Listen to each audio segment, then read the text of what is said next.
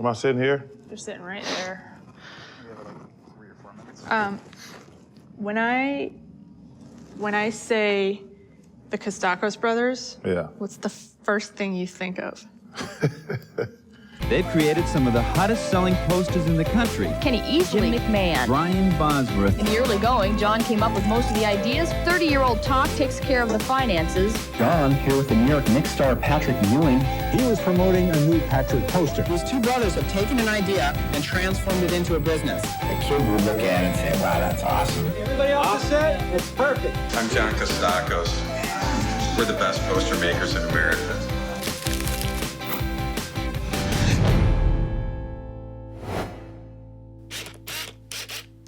Posters, I thought they were really unique, to be honest with you.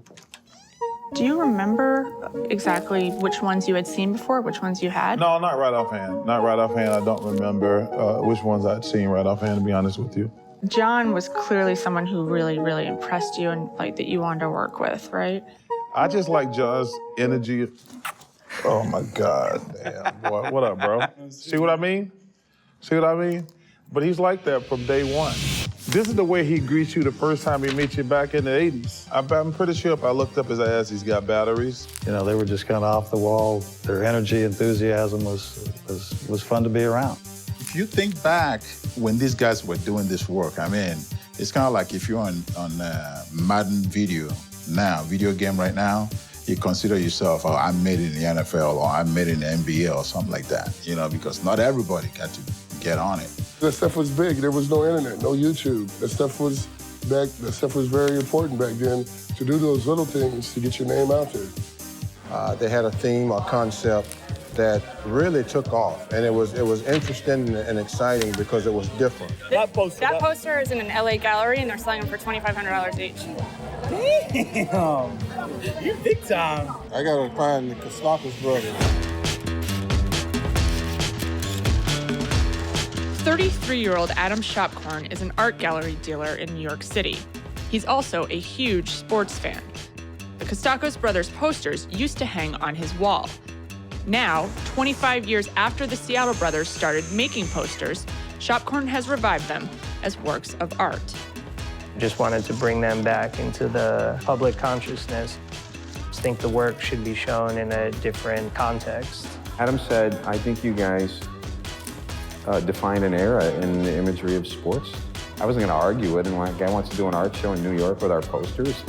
Be my guest. I went there with no intention. I mean, I didn't go there to buy anything. I just went there to see it. And there were so many there I liked. And I said, what's the point in only getting a few? I might as well snatch them all. And plus, A-Rod was there, and I didn't want him to start snatching them up before I could. Alex Rodriguez, Cameron Diaz, Dana White, we're coming to you to see your works. Really, what was that like when you realized that that was happening? It was, to me, it was the same thing. It was like, here we go again all these years later, really? We still have the juice.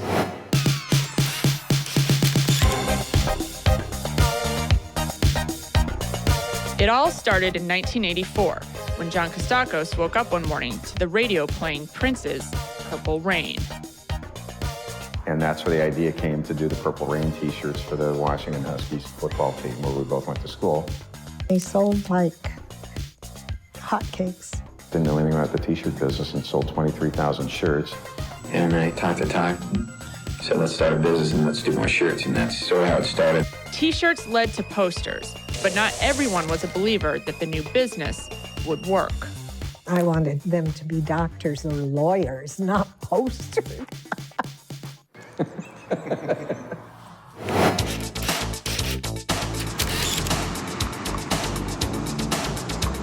When they decided that they were going to do this, I had some vacant space at my place of business in downtown Seattle. John and Talk started their business with a small, close group of friends they grew up with. It was cold, it was dirty, there was a coffee machine. Talk was the total numbers guy. John was the creative guy. John was the balloon and Talk was the string. But we all had a vision, and we were all huge sports fans. I was at a store in Seattle called The Locker Room, and I asked her, what do people ask for that you don't have? And she said, immediately, poster of Kenny Easley. I called up the Seahawks and left a message, and Jeff Moorhead called me back. I said, I'm willing to at least consider it. And we pursued it. They did a photo shoot. So this is the outlet right here.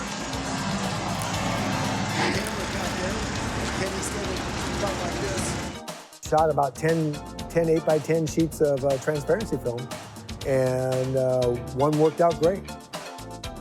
We ended up with one of the great sports posters of all time. Before the Easley poster had ever been printed, John Costacos sat down and wrote a letter to one of the most famous athletes in the world at the time. The inspiration for McMahon's poster was from the Mel Gibson movie, Mad Max. The idea seemed so good to me that I couldn't really think that he could turn it down, but on the other hand, he was so big, he seemed untouchable. Saw a storyboard and said, yeah, this looks pretty cool. They did things differently. We actually had a live bear cub on the set. He got a little hairy there. That little cub's claws are about that long, so. You know, they got their shots that they needed, and boom, we were done, and then we had a little fun.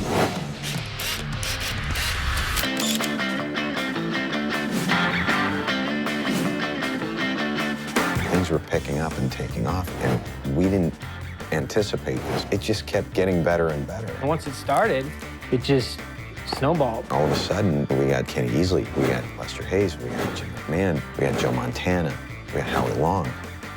They wanted to be part of the picture. It became a thing where I want a Costacos Brothers poster made of me. They were it. If you do a poster with Costacos Brothers, you know you've made it. You know, rather than kind of the more traditional sports posters, they were willing to capture personality. I'm an avid hunter and outdoorsman, so they kind of connected my moments in baseball to me being a big game hunter. Yeah, we were out in the boonies. I remember the whole Jeep and had the cage back there with, those were supposed to be the pictures that I captured with my gun, I guess. When that poster came out, was there any sort of reaction that you got because of it? I took a lot of Can I say that? Yes, please. Well, the concept was, because my nickname is the Hawk, to create a poster where I come eye-to-eye contact with a hawk. This thing is 40 pounds. I caught glimpses of myself kind of looking up at him, and he was staring down at me, and I'm like, wow.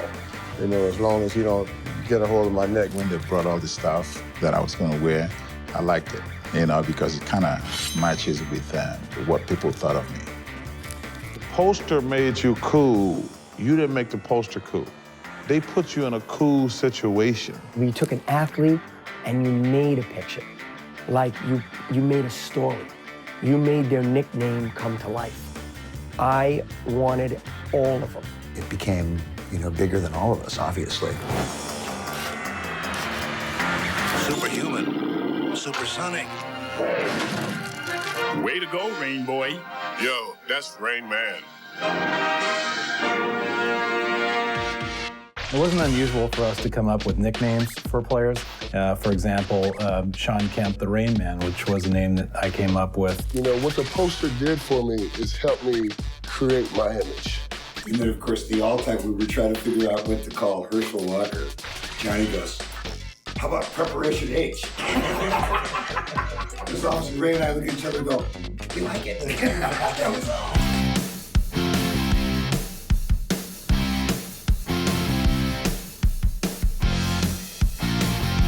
In the early days, they did all the setup themselves. It looks like it was a really big production, but it would amount to me going out to the Army-Navy surplus store and buying these uniforms. And I went home and brought these home, and my mom helped me sew these things together. John had great storyboards. So when you're working with athletes, you know you're not going to take a lot of time. And there wasn't a lot of Photoshop work back then. You had to have it in the film. This is not Kansas, and it's not the land of Oz. This is the land of Boz. What's going on here is the making of the Lawrence Taylor Terminator poster inside Giant Stadium. It seemed the logical thing to do is take a guy's personality and try and make it fun for the player and their fans. Lawrence Taylor literally just slapped his hand on my shoulder and said, hey, you mind if I get a chew off you? And I'm like, what am I gonna say, no to LT? You know, what am I gonna say? Hey, listen, look, just buy the poster. Don't worry about nothing if I'm talking now, just buy the poster. We had to send somebody out to get a jockstrap. And this is kind of what broke the ice, because my sister said she she'll go get it. But I think she made a sarcastic statement. She asked she said small or extra small before she left. And I think that's what broke the ice. A rubber band or the peanut shell to do. I mean. Walter Payton and I did the Chicago Vice in Soldier Field. That was cool. Walter's Lamborghini's obviously in the shot, and we had footballs for weapons, you know, because we didn't want him holding guns. But Walter liked the idea of having guns, you know, in the shot. At that point, he proceeded to open his trunk, which was full of a semi-arsenal of weapons. Yeah, Walter enjoyed shooting the weapons. When we shot Bo Jackson about an hour before the shoot, John said, hey, you got to go pick up Bo. And I was completely unprepared for it. I didn't even know what to say to this guy because he's just larger than life. And it's just the two of us driving in this crappy Oldsmobile. I mean, he was kind of a huge star. The Buzz is squaring off in front of a camera on the Yellow Brick Road to fame and fortune, all thanks to John Costacos. Only Johnny would be able to convince, you know, somebody like Brian Bosworth to dress up like the Wizard of Oz, you know. Your job was never the same on any given day. Do you remember being at a Christmas party? I do not, because I probably was drunk at the time, which probably happens. Actually, it happens more than just on Christmas. The first thing he did was stole my Santa hat. But that's the thing, though. I would not normally go to people I associate go to their Christmas party. So I must really enjoy the people to do that. We'd gotten invited to this big Halloween party. Ray and I asked Jim if we wanted to go with us. Oh, yeah. They had the big party at the mall, I remember that. I said, well, what floor are you staying on? He said, second. I said, is there a balcony? He said, yeah. I put the sheet over my head and took off. Because it was Halloween, everybody just thought I was a ghost. Would a sheet maybe cause a little more attention? Well, we bought him a Cookie Monster mask. So here's this big party. Here's Jim with the Cookie Monster mask. It was hard to drink, so you had to lift it up. Drink. And Ray and I were laughing at him. We were going, you're going to have to play tomorrow. He said, I played great if I'm hungover. Got away with one there. It was just Halloween with poster boys. It was just another crazy day. When did it start to shift? Started to shift around the fourth year, I would say. I got a little bit separated from it because we're having to create so many posters in order to keep the licensors happy. Johnny sort of couldn't create like he wanted to create. I wasn't lamenting that it wasn't as fun, but I was definitely realizing it wasn't. The next thing we knew, we got a phone call from Daydream Publishing. I mean, they asked us if we were interested in selling the company. And it took a little while to get the deal done, but we did.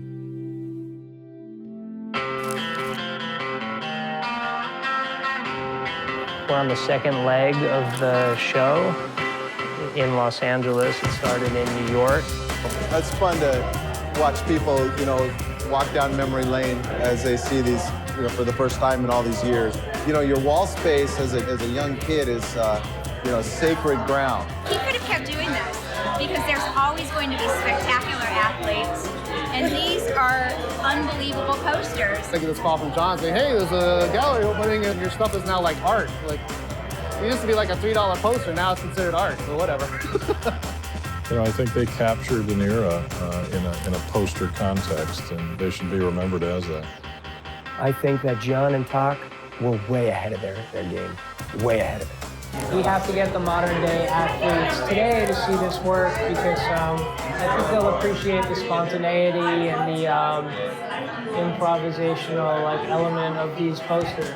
A bit of history always is better for the future. So the more we can remind people of yesterday, I think they'll be better off when they know where they're going tomorrow. They were only 22 or 23 years old when they started this company, just with a good idea, and they had the guts to go for it. I think they were just very smart guys who had a great concept, and it was cool to be a part of it. The best thing about those posters, when people see them, like they'll come over to the house and see one of the posters hanging up. It's now 20-some years old, and they'll remember it, and it'll bring them to a certain point in their life. I think the legacy Costacos brothers have left is a good time in their lives. I think we both feel really, really lucky to have just happened to find something that we were really, really good at, and maybe the best at for a while. That's a pretty good feeling.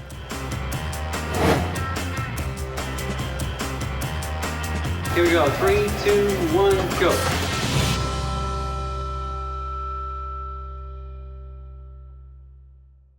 Hey, John, send me some posters, man. I don't want a half a dozen or a dozen. Just send me a couple posters, okay? There we are. Now I know what it's like. This is a height difference. Yeah, baby. Now I still think I can get one on this. I still think I can get it over. I haven't seen him face to face for a long, long time. I know. Well, first of all, you never see me face to face. We just. I look down on them. Perfect. I'm not on film now, am I? Do you remember that with McMahon? Halloween? Can I talk about that? Am I allowed to talk about that? I was talking to people all the time. Hey, there's Tim Allen. My ex-wife asked, what is this about? I said, oh, that was just a party we went to. Stopped, I had to pick up a mask, and that's what I wore. I'm gonna bag my own poster up. Definitely, I'm sorry. One of the fun things that we did was the Raiderettes calendar. And I learned something. Girls are a little bit different. They will stay in front of the camera as long as you want them to.